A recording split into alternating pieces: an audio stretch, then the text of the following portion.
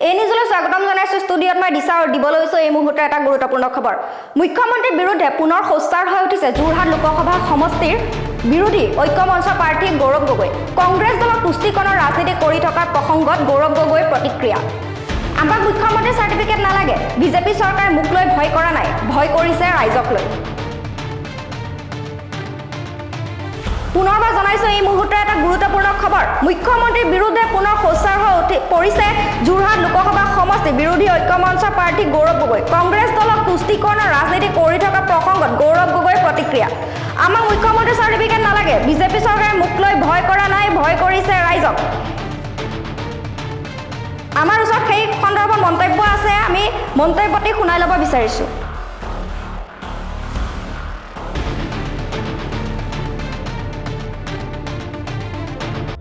চাওক যোৰহাটৰ ৰাইজ এতিয়া সাহসী হৈছে যোৰহাটৰ ৰাইজ বহু দিনৰ পৰা তেওঁলোকে নিজৰ কথাবোৰ ক'ব পৰা নাছিলে এই মহামাৰী অঞ্চলৰ ৰাইজ বাগানৰ শ্ৰমিকসকলৰ ৰাইজ বৰ্তমান চৰকাৰৰ অত্যাচাৰৰ বিৰুদ্ধে মাত মাতিব পৰা নাছিল এখন চৰকাৰ ইমান দমনকাৰী ইমান অহংকাৰী ইমান অত্যাচাৰী যে মানুহবোৰ কথাবোৰ ক'বলৈ ভয় কৰিছিল এতিয়া আমাৰ নিৰ্বাচনী প্ৰচাৰৰ জৰিয়তে মানুহবোৰ কথা ক'বলৈ সাহস পাইছে সেইকাৰণে বিজেপি চৰকাৰ মোক লৈ ভয় কৰা নাই অসমৰ ৰাইজ যে সজাগ হৈছে সচেতন হৈছে কথা ক'বলৈ যে সাহস পাইছে এইখন চৰকাৰৰ বিৰুদ্ধে মাত মাতিবলৈ যে সাহস পাইছে বিজেপি চৰকাৰে গোটেইবোৰ মন্ত্ৰীসকল যোৰহাটবাসীৰ ৰাইজৰ পৰা এতিয়া ভয় খাবলৈ আৰম্ভ কৰিছে পুনৰবাৰ জনাইছো এটা গুৰুত্বপূৰ্ণ খবৰ মুখ্যমন্ত্ৰীৰ বিৰুদ্ধে পুনৰ খোজকাৰ হৈ পৰিছে যোৰহাট লোকসভা সমষ্টিৰ বিৰোধী ঐক্য মঞ্চ প্ৰাৰ্থী গৌৰৱ গগৈ কংগ্ৰেছ দলক তুষ্টিকৰণৰ ৰাজনীতি কৰি থকা প্ৰসংগত গৌৰৱ গগৈৰ প্ৰতিক্ৰিয়া আমাক মুখ্যমন্ত্ৰী চাৰ্টিফিকেট নালাগে বিজেপি চৰকাৰে মোক লৈ ভয় কৰা নাই ভয় কৰিছে ৰাইজক আমি পুনৰবাৰ সেই মন্তব্য শুনাই ল'ব বিচাৰিছো চাওক যোৰহাটৰ ৰাইজ এতিয়া সাহসী হৈছে যোৰহাটৰ ৰাইজ বহু দিনৰ পৰা তেওঁলোকে নিজৰ কথাবোৰ ক'ব পৰা নাছিলে এই মহামাৰী অঞ্চলৰ ৰাইজ বাগানৰ শ্ৰমিকসকলৰ ৰাইজ বৰ্তমান চৰকাৰৰ অত্যাচাৰৰ বিৰুদ্ধে মাত মাতিব পৰা নাছিল এখন চৰকাৰ ইমান দমনকাৰী ইমান অহংকাৰী ইমান অত্যাচাৰী যে মানুহবোৰ কথাবোৰ ক'বলৈ ভয় কৰিছিল এতিয়া আমাৰ নিৰ্বাচনী প্ৰচাৰৰ জৰিয়তে মানুহবোৰ কথা ক'বলৈ সাহস পাইছে সেইকাৰণে বিজেপি চৰকাৰ মোক লৈ ভয় কৰা নাই অসমৰ ৰাইজ যে সজাগ হৈছে সচেতন হৈছে কথা ক'বলৈ যে সাহস পাইছে এইখন চৰকাৰৰ বিৰুদ্ধে মাত মাতিবলৈ যে সাহস পাইছে বিজেপি চৰকাৰে গোটেইবোৰ মন্ত্ৰীসকল যোৰহাটবাসীৰ ৰাইজৰ পৰা এতিয়া ভয় খাবলৈ আৰম্ভ কৰিছে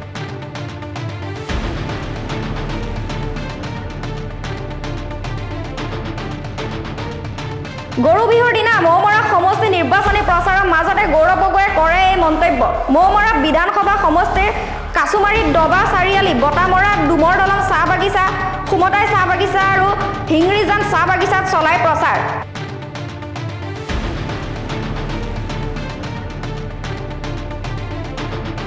চাহ বাগিচাসমূহৰ চুবুৰীয়ে চাহপাত ছিঙি থকা মহিলা শ্ৰমিকসকলৰ ওচৰত গৈ বিজেপি চৰকাৰক তীব্ৰ ভাষাৰে সমালোচনা কৰি হাতৰ চিনত ভোট দিবলৈ আহ্বান জনায় গৌৰৱ গগৈয়ে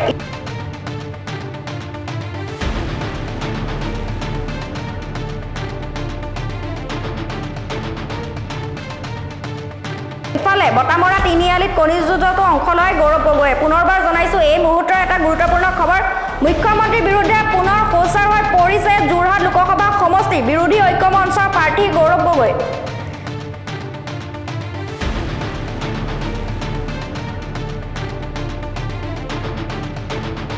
কংগ্ৰেছ দলক তুষ্টিকৰণৰ ৰাজনীতি কৰি থকা প্ৰসংগ গৌৰৱ গগৈৰ প্ৰতিক্ৰিয়া আমাক মুখ্যমন্ত্ৰী চাৰ্টিফিকেট নালাগে বিজেপি চৰকাৰে মোক লৈ ভয় কৰা নাই ভয় কৰিছে ৰাইজক এই মন্তব্য প্ৰদান কৰিছে গৌৰৱ গগৈয়ে গৰু বিহুৰ দিনা মৌমৰা সমষ্টি নিৰ্বাচনী প্ৰচাৰৰ মাজতে গৌৰৱ গগৈয়ে কৰে এই মন্তব্য মৌমৰা বিধানসভা সমষ্টি কাছুমাৰী ডবা চাৰিআলি বটামৰা ডুমৰ দলং চাহ বাগিচা সুমতাই চাহ বাগিচা আৰু হিংৰিজান চাহ বাগিচাত চলাই প্ৰচাৰ চাহ বাগিচাসমূহৰ চুবুৰীয়ে চাহপাত ছিঙি থকা মহিলা শ্ৰমিকসকলৰ ওচৰত গৈ বিজেপি চৰকাৰক তীব্ৰ ভাষাৰে সমালোচনা কৰি হাতৰ চিনত ভোট দিবলৈ আহ্বান জনায় গৌৰৱ গগৈয়ে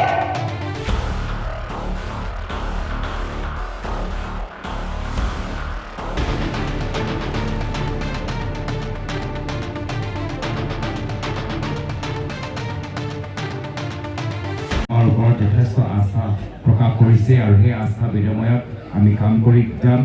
যিদৰে মোৰ পিতৃ প্ৰাক্তন মুখ্যমন্ত্ৰী প্ৰয়াত তৰুণ গগৈয়ে ইমান বছৰ অসমৰ ৰাইজৰ মাজত থাকি সেৱা কৰি গ'ল সেই একে সেৱা ভাৱ লৈ আপোনালোকৰ মাজত আহিছোঁ আৰু আশা কৰোঁ যে ভৱিষ্যত আপোনালোকে অহা 19 তাৰিখে আমাক আশীৰ্বাদ কৰিব আমাক জয়যুক্ত কৰিব এইখিনিয়ে কথা ক'লোঁ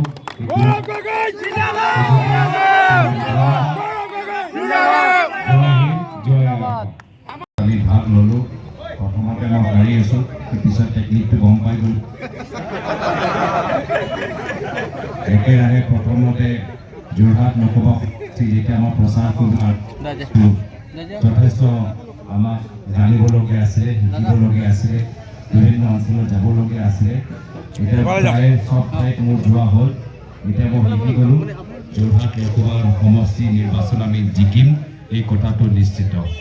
এই ক্ষেত্ৰত সকলৰ সহায় সকলৰ সহযোগ মই কামনা কৰিছোঁ আৰু যি উৎসাহে আমাৰ দলৰ কৰ্মীখিনি ওলাই আহিছে নৱপ্ৰজন্ম ওলাই আহিছে বয়োজ্যেষ্ঠসকলে ওলাই আহিছে এইটো এটা আনন্দৰ এটা কথা আৰু যিদৰে ৰাইজ স্বতঃস্ফূৰ্তভাৱে ওলাই আহিছে আশীৰ্বাদ কৰিছে মই ভাবোঁ এইখন গতিত মাত্ৰ এই নিৰ্বাচনলৈকে নহয় এই গতিত আমি অহা সময়লৈকে আমি ধৰি ৰাখিব পাৰিম ৰাইজে আমাৰ ওপৰত যথেষ্ট আস্থা প্ৰকাশ কৰিছে আৰু সেই আস্থা বিনিময়ত আমি কাম কৰি যাম যিদৰে মোৰ পিতৃ প্ৰাক্তন মুখ্যমন্ত্ৰী প্ৰয়াত তৰুণ গগৈয়ে ইমান বছৰ অসমৰ ৰাইজৰ মাজত থাকি সেৱা কৰি গ'ল সেই একে সেৱা ভাৱ লৈ আপোনালোকৰ মাজত আহিছোঁ আৰু আশা কৰোঁ যে ভৱিষ্যত আপোনালোকে অহা 19 তাৰিখে আমাক আশীৰ্বাদ কৰিব আমাক জয়যুক্ত কৰিব এইখিনিয়ে কথা ক'লোঁ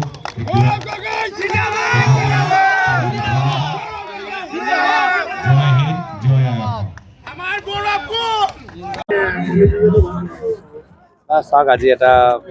আনন্দৰ এটা দিন উল্লাসৰ এটা দিন অসমীয়া নৱবৰ্ষ উপলক্ষে চবকে মই শুভেচ্ছা জ্ঞাপন কৰিছোঁ আৰু ৰঙালী বিহুৰ উল্লেখ যাচিছোঁ আজি ইয়াত আহি মই বিভিন্ন অনুষ্ঠানত গৈ মানুহক লগ পাইছোঁ নামঘৰত সোমাই সেৱা আগভাগ বঢ়াইছোঁ আৰু নিশ্চয় কৰ্ণী যুঁজু আমাৰ এটা পৰম্পৰা আৰু সেই পৰম্পৰাটো মই ভাগ লৈছোঁ অলপ টেকনিকটো সেইটোৱে অলপ সময় লাগে শিকিবলৈ তথাপিও ভাল লাগিলে আজি কোন হাৰে কোন জিকে এইটো কথা নহয় এটা আজিৰ তাৰিখত আমি সকলোৱে আজি এটা মিলনৰ এটা পৰিৱেশ আছে এটা সুন্দৰ পৰিৱেশ আছে আৰু সেইকাৰণে আজি ভাল পাইছোঁ যে যোৱাকালি যোৰহাটত আছিলোঁ যোৰহাটৰ গধূলিও আপোনালোকে দেখা পাইছে যে আমি নিজৰ বাইক আৰু গাড়ী ৰেলীত যথেষ্ট আমাৰ মানুহ ওলাই আহিছে আমাক হাঁহি মুখেৰে আমাক স্বাগতম জনাইছে আৰু একে হাঁহি মুখেৰে আজি মাহমৰ অঞ্চলৰ ৰাইজে আমাক স্বাগতম জনাইছে মাহমৰাত এতিয়ালৈকে আপুনি অহা নাছিলে আজি আহি পিনে আপুনি কি পাইছে কেনেকুৱা ধৰণৰ সমৰ্থন পাইছে যিহেতু এজন কেবিনেট মন্ত্ৰী আছে মাহমৰাত মই আগতেও গৈছোঁ মাহমৰাত এইবাৰ মোৰ দ্বিতীয়বাৰ ভ্ৰমণ আৰু সকলোৱে জানে যে আজি ইয়াত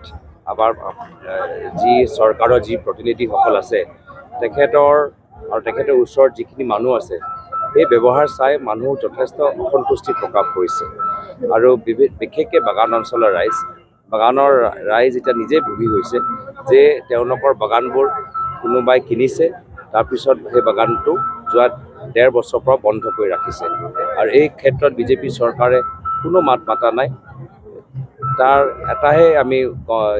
প্ৰমাণ পাওঁ বা এটা ইংগিত পাওঁ যে বিজেপি চৰকাৰ বাগানৰ শ্ৰমিকসকলৰ লগত নহয় বিজেপি চৰকাৰ নিজৰ ঘনিষ্ঠ হৈ থকা কিছুমান ব্যক্তিসকলৰ লগত আছে যিসকলে মাত্ৰ বাগানটো কিনিছে সেই মাটিটো চাই তাৰপিছত তেওঁলোকে মাটিটো বিক্ৰী কৰিবলৈ বিচাৰিব আৰু মানুহবোৰ শ্ৰমিকসকলক আজি তেওঁলোকে ভূমিহীন কৰিবলৈ বিচাৰে